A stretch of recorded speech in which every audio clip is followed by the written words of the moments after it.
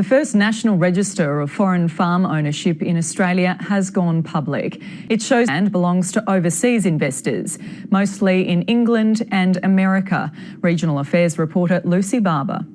Foreigners have been buying up the farm for centuries. The land of the great fat overseas chequebook. They've bought into sheep, cattle and cotton, but no one really knew how much until one complete and compulsory register brought all parcels together. So that the Australian people have a sense of confidence that we're in control of the show. If it was bundled together, foreign-owned farmland would be more than twice the size of Victoria, or in millions of hectares, 52 of 384.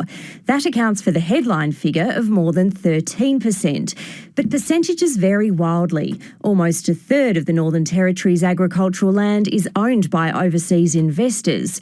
Around a fifth of Tasmania, 15% of South Australia, slightly less in Queensland and WA, and as low as 4 and 5% in New South Wales and Victoria.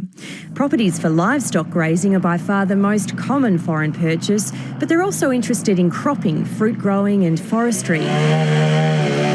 So, where do the dollars come from?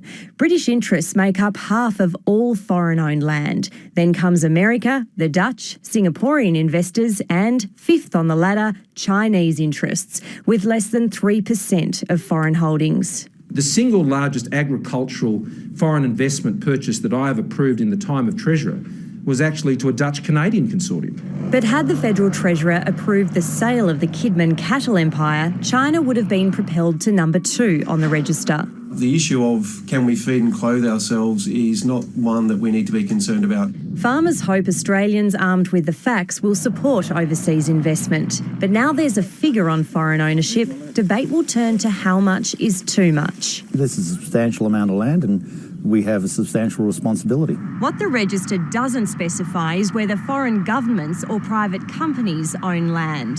It's one reason some nationals are already pushing for tighter restrictions, a touchy subject with open market liberals. Lucy Barber, ABC News, Canberra.